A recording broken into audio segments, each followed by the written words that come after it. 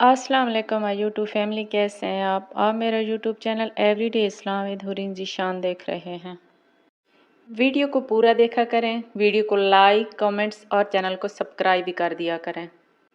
तो चलते हैं अपनी वीडियो की तरफ। आज मेरी वीडियो का टॉपिक है नफ्स।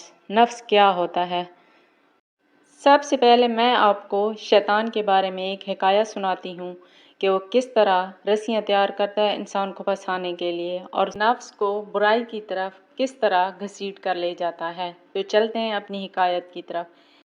एक दिन शैतान बैठा कुछ रस्सियों के फंदे तैयार कर रहा था। कुछ मोटे फंदे थे, कुछ बारीक फंदे थे और कुछ कमज़ोर रस्सियों के फंदे थे।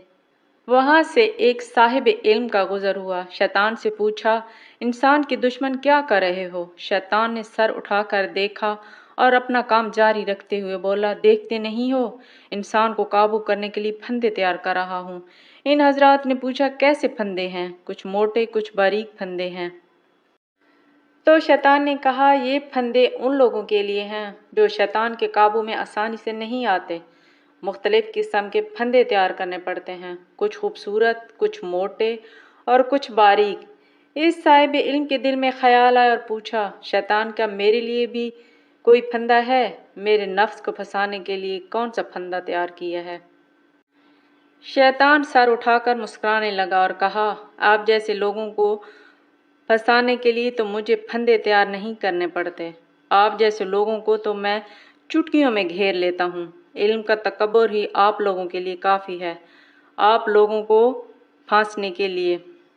साहिब इल्म ने पूछा, ये मोटे फंदे किसके लिए हैं? शैतान बोला, मोटे फंदे तो इखलाक वालों के लिए हैं। जिनके इखलाक अच्छे हैं उन पर काबू पाना बहुत मुश्किल होता है। इससे मालूम हुआ कि शैतान इंसान के नफ्स को किस तरह बुराई की तरफ ले जाता है। बुराई की तरफ नफ्स दौड़ कर जाता है और नेकी की तरफ नफ्स को घसीट कर ले जाना पड़ता है। शैतान को गुमराह करने के लिए कोई दूसरा शैतान नहीं आया था, बल्कि यही वो शैतान का नफ्स ही था जिसने उसको इब्लीस बना दिया है। मुकाबले का पहला मैदान इंसान का नफ्स ही होता है। नफ्स से जंग करके खुद को आजमा लो। तुम आज़ाद हो या गुलाम, नफ्स की तमन्ना पूरी करने में मसरूफ़ हो या नफ्स तुम्हें बर्बाद करने में मसरूफ़ है। रस्सी शैतान के हाथ में चली जाए तो अक्ल गुनाहों की वकालत पर उतर आती है, तब हमें कोई भी नहीं बचा सकता। नफसानी ख्वाहिशात और इंसान की कैफियत को इस कदर खोल कर बयान फरमाया कि समझदार के लिए वो हदीस नफ्स को बुराई से बचाने के लिए ही काफ़ी है। रसूल पाक सल्लल्लाहु अलैहि वसल्लम ने फरमाया, जब अल्लाह ताला जन्नत तैयार कर रहे थे तो हज़रत जिब्राईल अलैहिस्सलाम से फरमाया, जाओ जन्नत को देखो।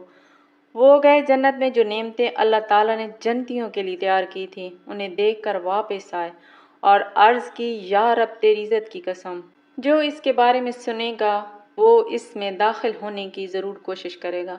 फिर अल्लाह ताला ने जिब्राईल अलैहिस्सलाम से फरमाया, अब जाओ इसे देख कर आओ। जिब्राईल अलैहिस्सलाम गए और देखा, फिर वापस आया और अर्ज़ की, या रब तेरी इज़्ज़त की कसम, मुझे ख़तरा है कि जन्नत में कोई दाखिल नहीं हो सकेगा। फिर जब अल्लाह ताला ने आगे जहन्नम तैयार की तो फरमाया, जिब्राईल अलैहिस्सलाम अब देख कर आओ। और जिब्राईल अलैहिस्सलाम ने उसको देख कर वापस आए और अर्ज़ की, या रब तेरी इज़्ज़त की कसम, जो इसके बारे में सुनेगा वो इसमें दाखिल ना होगा, यानी इससे बचने की पूरी कोशिश करेगा। जो नफ्स नाजायज़ लज़्ज़तों में पड़ जाए वो जहन्नम में जाएगा। फिर अल्लाह ताला ने फरमाया, इससे देख कर आओ। और हज़रत जिब्राईल अलैहिस्सलाम गए और वापस आए। फिर बोले, या रब तेरी इज़्ज़त की कसम, मुझे ख़तरा है कि इसमें दाखिल हुए बग़ैर कोई नहीं बचेगा। ये हदीस अबू दाऊद में 47-44 में बयान हुई है। इससे बचने के इलाज ये है कि इंसान अपने नफ्स का मुहाफ़ज़ा करे। चलिए, तो एंड में मैं आपको बता देती हूँ कि नफ्स क्या होता है। अल्लाह ताला ने नफ्स में दो क़ुव्वतें पैदा की, एक का नाम रूह और दूसरी का नाम नफ्स है। रूह नेकी, खैर और भलाई पर मुश्तमिल होती है और नफ्स शहवात और हर किस्म की बुराई की जड़ होता है। नफ्स जिसके मानी बातिन, ज़ात, रूह और इंसान की शख्सियत के आते हैं। नफ्स और शैतान का आपस में बहुत गहरा ताल्लुक़ होता है। नफ्स और शैतान में मुख्तलिफ एतबार से फ़र्क भी होता है। नफ्स शैतान से ज़्यादा ताकतवर होता है। نفس کے بارے میں اللہ تعالیٰ نے سورت النزعات میں فرمایا، جو شخص اپنے رب کے سامنے کھڑے ہونے کا خوف رکھتا تھا، وہ اپنے نفس کو پوری خواہشات سے روکتا تھا، تو جنت ہی اس کا ٹھکانہ ہوگی۔ ہم اپنے اندر شیطان سے لڑنے کی پوری طاقت رکھتے ہیں۔ جب ہم اچھا کام کرنے کی کوشش کرتے ہیں تو شیطان ہمیں روکنے کی پوری کوشش کرتا ہے۔ اچھائی اور برائی میں ہمارا نفس امارہ ہار جاتا ہے تو کبھی جیت جاتا ہے۔